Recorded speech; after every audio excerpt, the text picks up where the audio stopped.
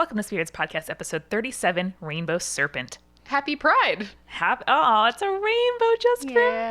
Thank you. I did it just for you. Aw. You know I love you. Thank you, babe. And it's a really, really badass name and a really badass myth. Lots of you have requested it, so I'm really excited that we got to cover it. Mm-hmm. So Amanda, to celebrate Pride and to celebrate the Rainbow Serpent, what are we drinking this week? Today we're drinking actually a drink that I made up. Really excited. Tell me Thank more. you. I am calling it the Garden Snake because it's a non-alcoholic version of the Serpent's Tail Shooter, which is the drink we made for patrons this week. And it is the dopest. You gave me the recipe and I love it. Anyway, but I made this non-alcoholic version that actually today I added gin to. Anyway, the non-alcoholic drink is lemonade with pomegranate juice and a little bit of lime or lemon, depending what you have on hand. Anyway, and you layer it, right? And you layer it. Yeah, it's really pretty. Because rainbow. I know. Pride. And I added gin because, you know, why not? Spirits. Because I'm free and queer and it's 2017 and I can drink gin when I want to. I'm proud of you. Anyway, if you're a $5 plus patron, you are getting that recipe in your inbox today and it is beautiful. Speaking of which, thank you and welcome to our new patrons, Colleen, Tiff, and Rudy. And as always, the biggest of all shout outs, the glitteriest of all Pride banners, the biggest of all Pride parades, to Leanne, Shannon, Phil, Catherine, Christina, MCF, Megan, Sarah, Katie, Derek, and Deborah, our supporting producer level patrons. They rock and we love them. We love them so much. May you be covered in glitter this entire month, but in a good way, not in a I can't get the glitter off me kind of way. May you be covered in glitter that actually comes off in your first shower. Yes. And you never see it again. I mean, that's good. Which never happens. Glitter responsibly, kids. It's a monster. Glitter is a monster. Speaking of monsters, oh no, we are so close to having a monstrous amount of reviews and ratings on iTunes. I knew you'd appreciate that pun. I can't scowl at it because it's so good. But yeah, so we're good. close to 200 reviews on iTunes. Yay! We also broke today the top 100 of society and culture on the iTunes charts. Yes. So get in there, subscribe, rate, review. Even if you use a podcast app that isn't Apple Podcasts, if you just like open the podcast app on your iPhone or iTunes on your desktop and just subscribe to us and like close it and never look at it again, that helps us out. It really does. That it super does. Even if you don't download it, subscriptions help for some reason on Apple. We don't know why. The inscrutable magic that is the iTunes charts. It's literal magic. Basically, I just want to break the top 100 of iTunes, guys. That's not too much to ask. Just so much. Just a little pride gift from you to me. And this week, we want to thank Audible for returning as a sponsor for the podcast. Yay, Audible. You guys may know the drill by now, but you can visit audible.com/spirits for a free 30-day trial and a free audiobook. We have so many recommendations for you. We're going to bring them to you later in the episode, but that's audible.com/spirits. Okay, cool. So let's get to that episode, shall we? All right, y'all. Enjoy Spirits Podcast, episode 37, Rainbow Serpent.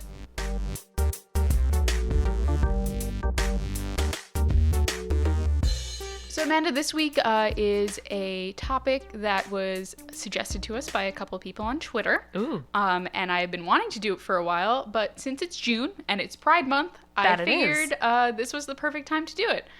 So this week we are going to talk about the Rainbow Serpent, which doesn't really have anything to do with Pride, but just rainbows and... But it's a rainbow. Yeah, it's a rainbow. I love it. All right. Let's do it. Let's do it up. First things first, we should establish that the Rainbow Serpent or Rainbow Snake goes by both, so I'm probably going to be using both interchangeably through the episode. Cool. So don't get thrown off if you hear snake versus serpent or serpent versus snake or whatever. Nice. It's not like alligator crocodile where there's an actual difference. Right, no, there is not an actual difference in this situation. The literary word and the not literary word. Someone on Twitter is going to be like, actually, there's a difference between a serpent and a snake. And I'm just like, all right, fair enough. Not right now, though. So the Rainbow Serpent is a part of Aboriginal Australian culture. But these stories and names of the serpent change depending on which tribe is telling the story. Mm-hmm. So, for example, the Miali tribe would refer to the rainbow serpent as Borlung, while the Cooley would refer to it as the Dakan. There's a million other ones as well, but those are just some examples. But it's sort of like an overarching myth that is, shared and interpreted by many different people. Exactly. So the term that we use now, rainbow serpent, was coined by an English anthropologist named Alfred Radcliffe Brown, who noticed that the same concept was spread throughout the various Aboriginal cultures. And while this term makes it seem like there's only one rainbow serpent, it actually varies from culture to culture. Some believe that there's a singular serpent. Some believe that there are multiple snakes. Cool. So a lot of research that I was doing at the beginning of doing research for this episode kind of suggested that the rainbow serpent was a creator god and the most prominent religious figure. But this is because most of what I was reading was through like a Western understanding. Yeah. Which, is a bit of a problem when you're looking at a culture that is kind of been colonized by a Western culture. So yeah, not great. Can't help but apply that sort of like monotheistic, Judeo-Christian perspective to the myths. Yeah. Not to mention like if the cultures were oral traditions or like didn't have, like written records in the way that, the kind of West is used to, so much is lost in translation. Yeah. So when I was reading these stories and when they're told by Western researchers, they're often told in the past tense, which doesn't work that way with Aboriginal stories. So the problem is when these stories are told by Western researchers, it's in the past tense, which doesn't work because Aboriginal stories are basically told in an every-when situation. Whoa. So basically the concept is I'll get into it a little bit more, but in this concept of Dreamtime or the dreaming, everyone represents the concept of a time out of time. I see. So it's like before and during and in the past and in the future and, all that stuff all together? Yeah, so in the Dreamtime, an individual's entire ancestry exists as one, and it culminates in the idea that all worldly knowledge is accumulated through one's ancestors. Whoa. That's kind of cool, right? And it's like, is it like a shared body of knowledge that like you and then the future lineage accesses? Yes. Like at the same time and always and never and, yes, all that and kind it's of shared stuff? through the oral tradition, too. Yo. So this kind of tradition of the worldly knowledge all being shared, it allows the people to see patterns and cycles of life. So they can see like the cyclical nature of nature itself because they have this shared knowledge that passes on from decade to decade and generation to generation. Yeah, like inherited knowledge and actually listening to and learning from people who came before you. But that's amazing. Like I love that makes the idea of heritage and history a living document instead of just like, oh, my, great grandmother did this in her life and blah, and that's done. But like her like lived experience and her lessons and like, ad infinitum through the past family history tree, like that can all be living and relevant now. Right. And it's really cool because the cyclical nature of the Dreamtime also becomes really important when you're telling the story of the Rainbow Serpent and what the Rainbow Serpent represents. Let's get into it. Okay. But basically I kind of went into the concept of the Dreamtime because as we go through the story, I'm going to try my best to keep that in mind and try to encourage our listeners to keep that in mind, that these stories both take place in the past, take place in the present, and take place in the future. Love it. So the Rainbow Serpent helped create the land. So before the snake emerged, the earth was barren and featureless. The serpent came from beneath the ground, and when it pushed upwards, it created the ridges and mountains and gorges. The Rainbow Serpent was known to be huge, though of course it depends on how large from story to story. It could create the entire continent. It could be, it could fit in just a plain water hole. It depends on what story and the need of the, height and width of the serpent. You know what I mean? Yeah, and I bet the features too of the area from which the folks are telling it, like if it's from a super like craggy mountainous area versus a sort of flat plain where the like undulations of the land are smaller, I bet that maybe has an impact on their size and version of Rainbow Serpent. Oh, for sure. And you know what that sounds like? It sounds like a glacier, which actually did shape shit, That which I actually love. is kind of great. I love that. Do you remember in 8th grade Earth Science, I don't know if your teacher did this, this teacher said, like, Long Island, where we are from, like, exhibits, like, 8 out of the 10 major features of like, glacial, I don't know, like passage or formation. Impact. Yeah. Exactly. Like, there's, certain marshes and certain crags and certain, like, whatever. And I remember that was, like, the most earth-shattering interesting thing I had ever read. It was like science and my actual world connected for the first time because I was like, oh shit, like I could put together that a glacier thousands and thousands and thousands of years ago had like carved out the place where my house was, and it was incredible. That is really cool. Anyway, glacial landscaping, get into it. Or giant serpent landscaping, depending on what you believe in. Whatever it is, a gigantic force like carving features out of flatness, is like cool that's as hell real. no matter what it is. Yes. So the rainbow serpent is known to inhabit deep, permanent water holes, which is why it's connected to controlling one of the most precious resources in the culture, water. Duh. Obviously. Since water is the source of all life, the rainbow serpent is also associated with being the creator of everything for some of the cultures. Again, this is one of those things where it depends on which culture we're talking about. Everything meaning like plants, animals, yes, life. Because everything comes from water. Which it does. Yes.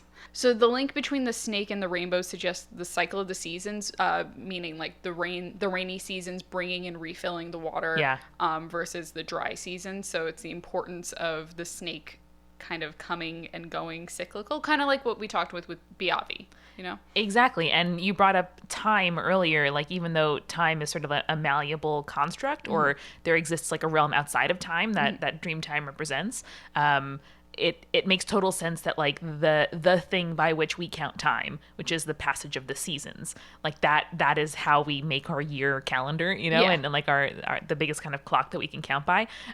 Like the rainbow serpent, if it's associated with water, like that is it. Seasons are nothing but like the description of the way that the water and the earth interact at that given moment in time, you know, like it makes sense that those are together. Right. And kind of highlights how important the rainbow serpent is to certain cultures, because if they don't have this water and the water doesn't come for a season or whatever, if the cycle is broken, their lives are over basically. Is there any like contemporary discussion of rainbow serpent and climate change? Oh, buddy, we're gonna talk about that was you guessed the theme of the episode already. I'm so sorry. I spoiled it. No, it's okay. But I Julia, love when you do. But time is a flat circle, so like I haven't discovered it already, and we've already talked about it. So when the rainbow is seen in the sky, it is said to be the rainbow serpent moving from one water hole to the other. Whoa. And this is a divine concept that explains why the water holes never dry up even when drought strikes. I love that. It's kind of a gorgeous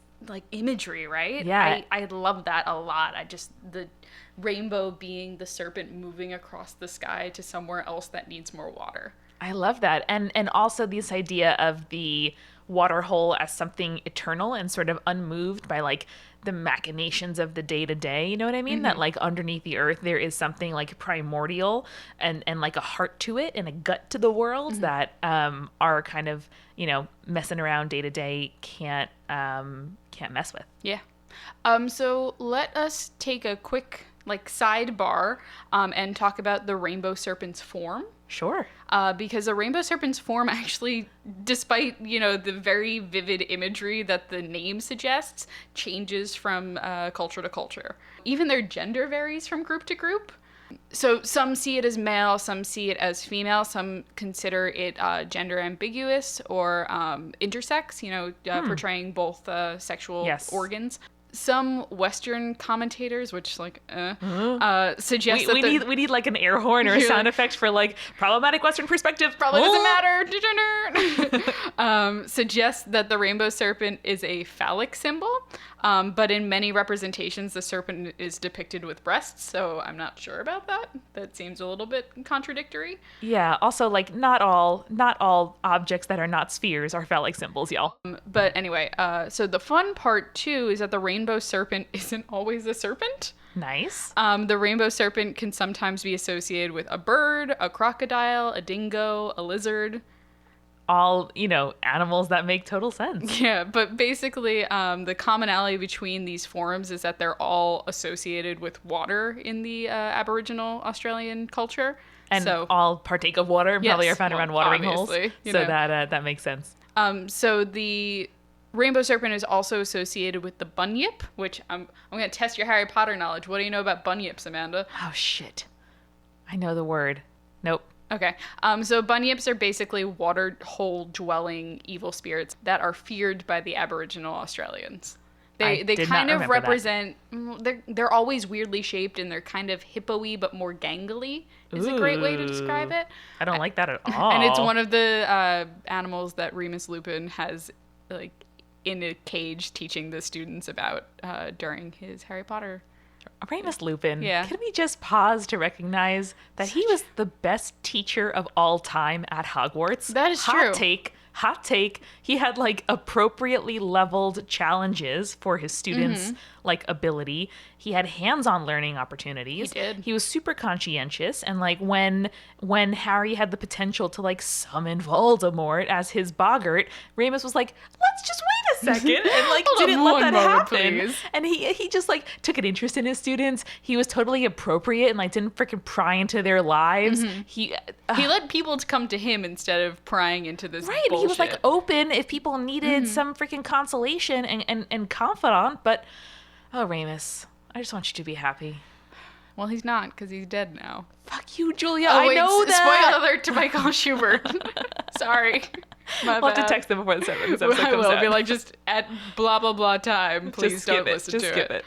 So that is about the form of the Rainbow Serpent. But first things first, Amanda, I need a refill. Oh, right. Yes. Let's go and refill our garden snakes. So this week we would love to thank Audible for returning as a sponsor. I'm really pumped about this. Audible rocks. And they also were just super like sweet and just reached back out to, and like it's been super pleasant to work with them. But more to the point, listeners, they have tens of thousands of audiobooks, so many that you can enjoy, and also really detailed customer reviews, which I super appreciate. So you not only choose the book based on what the book is, but if you care about the narrator, about the cast, about the kind of production behind the audio, people talk about that, so you can kind of like make an informed choice. Oh yeah, because the person reading the audiobook can make or break the performance and the enjoyment of the book. And there are so many good ones in Audible. We love listening to audiobooks when we're driving to the beach. And recently I actually listened to a super creepy and cool book that I know Spiriters are going to love. So it's Born, Borne, by Jeff Vandermeer. Now, I think I've talked in the past about how Annihilation is one of my like favorite books ever. It's a very good book. It's a very good book by Jeff. But now, I don't really love creep for creep's sake. Like I don't like being scared necessarily, but Jeff's stories are so immersive and his writing is so full of detail and character while not being like overly creepy or overly literary. Like he strikes this amazing balance where he tells like human stories in a beautiful way that also happen to be like creepy AF. Which is my favorite kind of like speculative fiction or sci-fi. So the audiobook is really great. It's very much feels like a kind of oral story. So it makes a lot of sense for it to be listened to in audiobook form. Nice. So I really, really recommend it. Born by Jeff Vandermeer. And I would like to suggest to our listeners The Natural History of Dragons by Marie Brennan. Yeah. I got the recommendation from one of the Our Fair City boys. And great audio drama if you haven't listened to it already. I mean, obviously. But oh my God, it's so good. Basically, the concept is a Victorian alternate universe where dragons exist.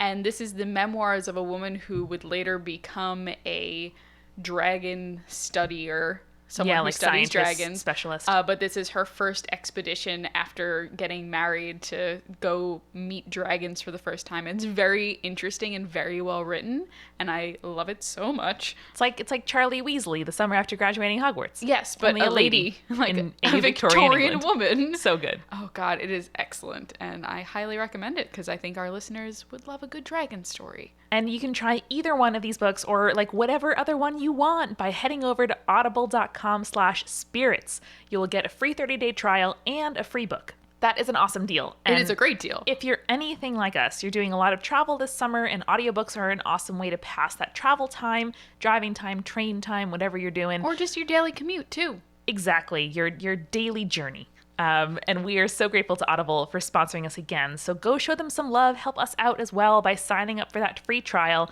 at audible.com/spirits. Do it. All right, let's get back to the show. Yep. So Amanda, you're probably wondering why the Rainbow Serpent is so important. I mean, creating the world and controlling water sounds pretty important to me. I mean, yes. But tell me more. But so we're talking about a cross-section of cultures that lives in a fairly dry and arid environment. Yeah, lots of... At first I was like, surely Australia can't all be a desert, based on my just like preliminary understanding of the world. Yeah, I don't want to stereotype or anything. But a lot of Australia is desert. Exactly. And that's why this kind of creature is so important, because the environment becomes super important in the explanation as to why myths exist. Yeah, so it's you're like gonna a get defining feature. right, like you'll get water myths around places with very large rivers or by the ocean or something like that. Myth Or is Bayavi in the Arctic Circle, Exactly. where there's no sun for a lot of the year. Myth is so defined by weather and environment so often. So this is a really great example of that. And I feel like we don't talk about that enough. Yeah, about the IRL origins and influences of myth. Yeah, exactly. And like whether you want to talk about that as like a secular anthropological like influence over why a certain story arises, or you want to talk about it as like that's what the spirits needed to contend with. You know what I mean? Like whatever your kind of view on a particular myth, there is a way to reconcile the circumstances around its origins. For sure. So the serpent will move across the land. His travels can be sporadic at times, which is understandable because the seasons aren't always exact. That makes a lot of sense. I like that a lot. Like, the serpent just took a detour. Oh, she's just early today. Yeah. So as it moves, it replenishes the stores of water. It forms gullies and deep channels as it slithers through the landscape, which is a great imagery. I love that so much. Good. Without the snake, the Australian Aboriginals believed that no rain would fall and that the earth would dry up.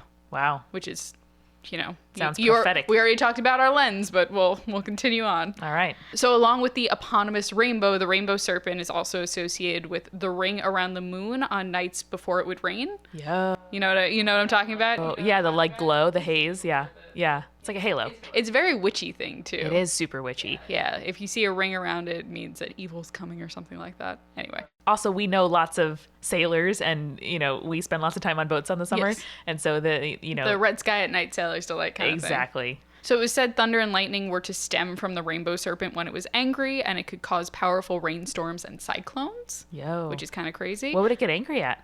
It just, it's a snake. It's still an animal. It's not a super peaceful thing. Right. And I'll tell you a story later about an angry rainbow serpent story. I'm excited and nervous. You should be.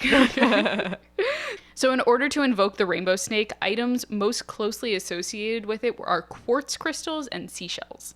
Both of those very witchy. Yes. I like them a lot. I'm super liking the witchy vibes that are coming off the rainbow snake. I'm into it. I wouldn't have guessed quartz crystal, but especially we are from the beach and, shells are important and otherworldly and primordial. Well, I'll explain why the quartz, because quartz in particular has a prism-like appearance, which if you shine light through a prism, it creates a rainbow. God. I know. Isn't that good? So good. Oh, God. They just think of everything. Since you asked, I will tell you a rainbow serpent story. Yeah. So this is a story of the Wawalag sisters. This story tells about how the sisters were traveling together when the older sister gave birth. Okay.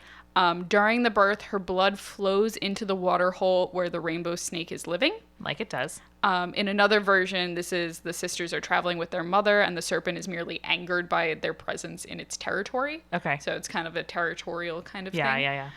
So when they leave, the rainbow serpent traces the scent back to where the sisters are sleeping in their hut, which in some cases they're like, oh, it's a uterus metaphor. I'm just like, is it though? Is it a uterus metaphor and it's penetrating the hut? I don't want to go there. Listen. It sounds like that's the critic's issue for having certain stuff on the mind. Yeah. Not all non-spherical shapes are phallic. Yes. And as not we said, all things that you can enter are uteruses. They're not just vaginas. Hot take. Hot take, not vaginas. What if I taught Freudian literary criticism at Hogwarts?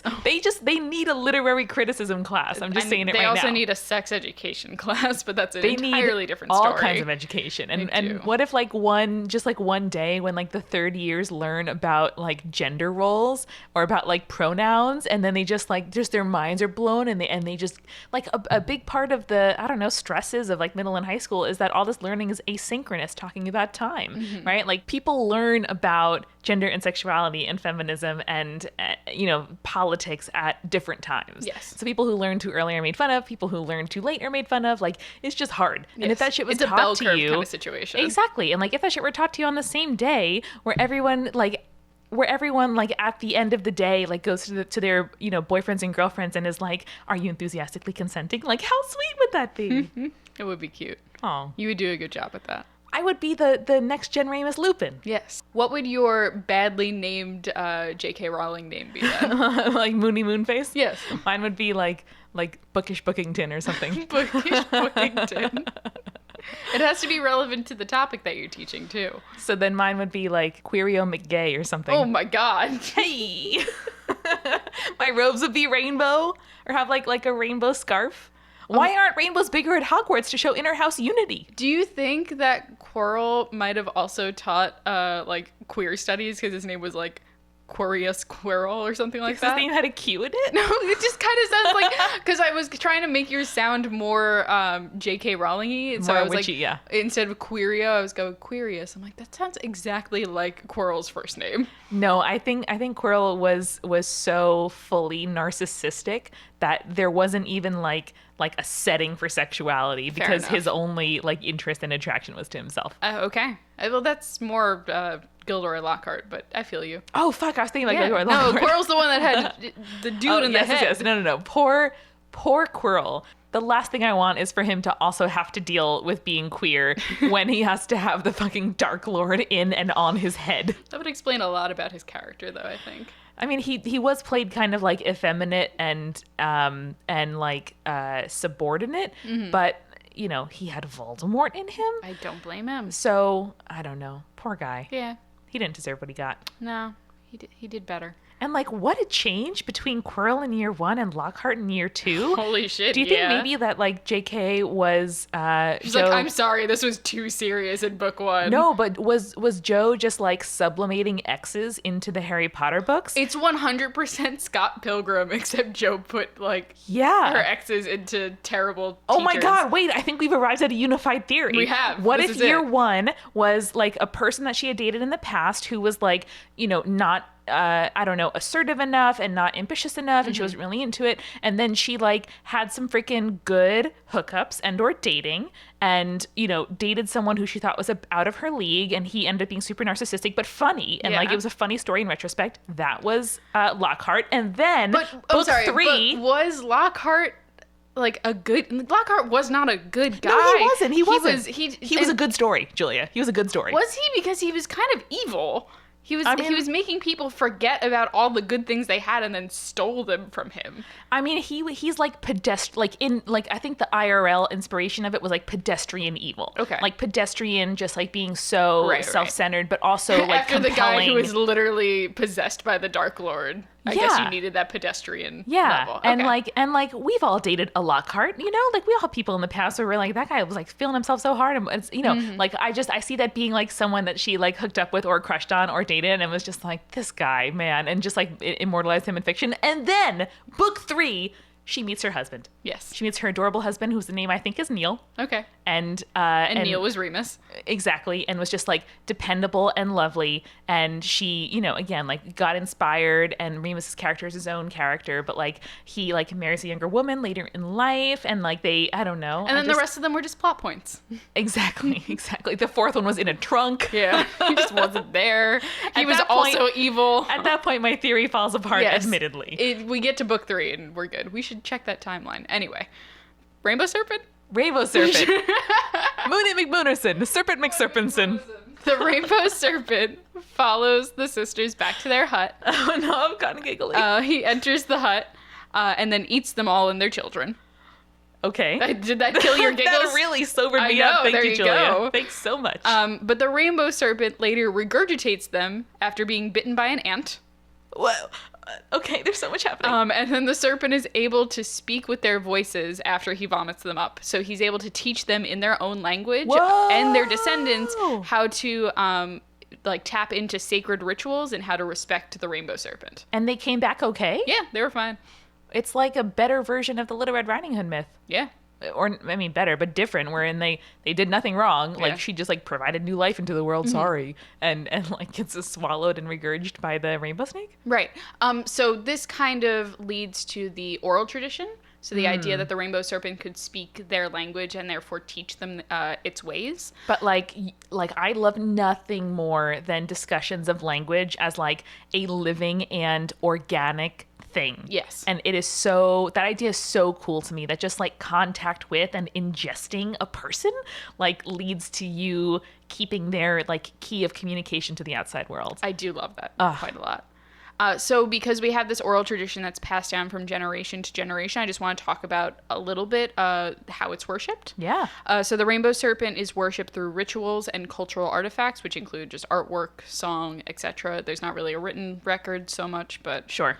The earliest known rock drawings of the rainbow serpent date back to more than 6,000 years ago. Yo. And they are associated with being a healer and can pass its properties as a healer to humans through ritual. The folks who worship and draw Rainbow Serpent? Yes. Whoa. I'm going to do like a little bit of a like warning. So like if blood and menstruation are not your jam, I would skip maybe 5 or so minutes. We'll put in like the show notes like where you can skip this. We'll put the timestamps. But I'm going to start this segment off with, let's talk about blood. Woo! So the rainbow serpent is associated with human blood. Okay. Especially circulation and the menstrual cycle. Which, like, the lifeblood. Thank you, Rainbow Yes. Serpent. Yes, that's correct. So female menstruation for the indigenous Australian cultures is considered sacred.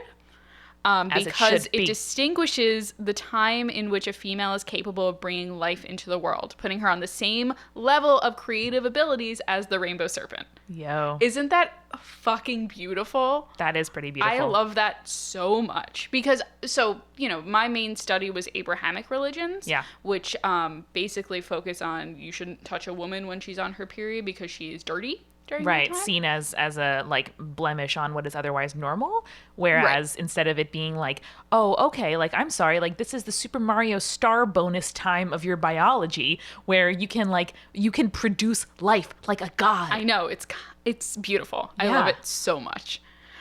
So interestingly, men will actually try and mimic this whole process by cutting their arms or penises, I'm so sorry, and letting their blood run over their own bodies, each other's bodies, and then sometimes over a woman's uterus, which I don't recommend. But then again, you know, this is a cultural thing. I'm not going to Practice safe ritual cutting. Yes. Is it a thing that you do periodically? Like what is Yes. the use of this practice? It's the use of it is basically to also channel that creative ability and to As like be a divine closer- bonding, yes, yeah, exactly. type thing. Speaking of which, men will also mix their blood with a woman's menstrual blood, so letting them flow together in a ceremonial unification of the sexes. I sort of dig that. Because as we talked about in a lot of the cultures, the rainbow snake is intersex. Yeah, or agender. Yes. Whoa. I wonder how trans Indigenous Australians feel about that. That's a really You interesting know, question. because it like, you know, I get a little bit uncomfortable with sort of like gender essentialism, like, you Yes. know, all women this, all men that, like, et cetera. You know, Right. your biologies differ. But I don't know, like I bet there's super smart people thinking and writing about that kind of thing. It's definitely not something I researched, but I would love to hear people's opinions on that. Yeah, because yeah. I feel like that would be a really, really interesting topic to talk about. Exactly. That's your area of study. Like, and I mean, especially because there is no assigned gender for the rainbow snake. It sounds like there is a way for every body and every biology to relate to, you know, them. Yes, In everyone in that can way. make that connection with the rainbow snake. Which I love. Yeah, exactly. Because you're just saying like there's a way for people who don't menstruate to, you know, channel that divine relationship as well. So actually, I think he's coming around now. Like that, you know, I dig that a lot. Yeah, it's really beautiful, actually. So I kind of want to just wrap things up where I want to discuss just the rainbow serpent as a creator who, one, is associated with women and fertility and the cyclical nature, and it's one of the few cultures where menstruation isn't shamed. And then secondly, I want to talk a little bit about a being that is a reviver of natural resources. I think it's especially fascinating because we're talking about an arid land where we have a being that brings back life by bringing water, and I'm curious as to how these stories are going to change and become potentially apocalyptic, which, you know, is my favorite thing. Yeah. With climate change and this life-giving water is going to become more and more scarce. What's interesting is that we haven't discussed a destruction element of this narrative. Right. Like the whole kind of point of apocalypticism and rapture, you know, in the Yes. sort of Christian tradition as well, is the sort of wiping clean of the slate and either transporting people to a different realm where you can reset, or destruction as like a reset button for a world that has been become like, you know, irrevocably damaged. Yeah, damaged and like contaminated. But it sounds so far like Rainbow Serpent is kind of constantly remaking. Yes. And you know, the sort of image as a rainbow being almost like a comet's tail, you Yes. know, of like marking you know, movement from one area to another with this like eternal well of life and goodness at the center of things. Yeah. That's a really optimistic reading, but at the same time also really dire, because like you can measure, you know, we can measure how Earth is becoming warmer and, you know, fresh water is disappearing and like all these kinds of things. And tying those natural resources so directly to like life and divinity, I think is the only appropriate like measure of how important this issue actually is. No, I think that's spot on. And I think that it's going to be really interesting to see how that changes in the future and how this sort of storyline is affected. Because when a cycle begins to break and when a cycle begins to change, that irrevocably changes the story. Yeah. And it's going to change a lot of just the way that the being is viewed and how the culture has to adapt. And I mean, it's a horrible situation to be put in, but I'm very intrigued as to how it's going to adapt. Yeah, and like how, especially returning to that concept of Dreamtime, you know, what lessons that sort of ancestral, not body of knowledge, like does and does not have to offer, right? Like, is there precedent? Because we know, like, geologically in the world, there have been, you know, ice ages and warm periods and, you know, like this kind of cyclical nature of climate is a thing. But we also know that what's happening currently is a radical departure, you know, unprecedented in that record. Yeah. So like what does kind of Dreamtime and what does like inherited knowledge have to say about that? I'm super intrigued too, because not that I want to tie in a non-Western religion with a Western religion, but I'm vaguely reminded of the Norse. Yeah. The Norse who understand, you know, that their entire life is a cycle and they know how it begins and how it ends. Yeah. And that it will restart after it ends. And I'm curious to see if this is a situation where this is a cycle that is going to end and that the cycle will have to restart with new characters, new gods, new spirits, that sort of thing. And I'm intrigued by that. And we haven't mentioned yet, but the idea of the Ouroboros, Yes. which I actually don't know the mythological origins of. I just know it as a symbol, which is a snake eating its own tail. Like it's a, you know, it's a circle, and the head of the snake, like the mouth is open and the tail is going in. And just that, I don't know, that message or that image comes to mind so often for me in life. Right. Because everything is cyclical. Every end is, you know, like every end's a beginning. The idea of reincarnation is so central to human experience across geographies. Yeah. So I don't know, but like that's the kind of point of climate change is like there is no reset button for Earth, and there's no undo, and there's no you know, no planned like rebirth of the natural resources that we are getting rid of. And so I don't know, that makes it so different, right? And like it feels like every time we try to apply precedent or narrative to what's occurring, it's so hard because there is like it's I don't know, it's grand and it's absolute, and the consequences are so high in a way that like our narratives don't account for. Yeah. This reminds me of a comic that I saw someone write, but basically the point of the comic was the Earth is not going to die from global warming. Humans are going to die and our time will be up, but the Earth will find a way to keep going and life will keep going even if we as a species and like other mammals and whatnot can't keep surviving. Right, the fucking badass like proto-bacteria, Exactly. like, you know, terraforming lava into soil. Life will keep going even if humans don't, and I'm a little sad about that idea, obviously, because then we lose the mythology and the cycle ends for humans, so our stories end, but the Earth doesn't end, which is a little bit hopeful. I mean, not for us, but just in general, is a little hopeful. We've reached the apex of talking about death while drinking, Julia, where we talk about the heat death of the universe. There we are. We're good. We're good. I think that's a good place to end it then. I think so too. Okay, good. And like every death narrative has a resurrection narrative. Like every ambiguous death in Harry Potter has a headcanon where that person didn't die Sirius Black. Like, I don't know. There's ways. Oh wait, sorry. Mike Schubert, that was a spoiler alert. Mike Schubert, I'm so sorry. Guys, if you don't listen to Potterless, which is a dope podcast where a 25-year-old man reads Harry Potter for the first time, and we are essentially co-hosts because we're on so often.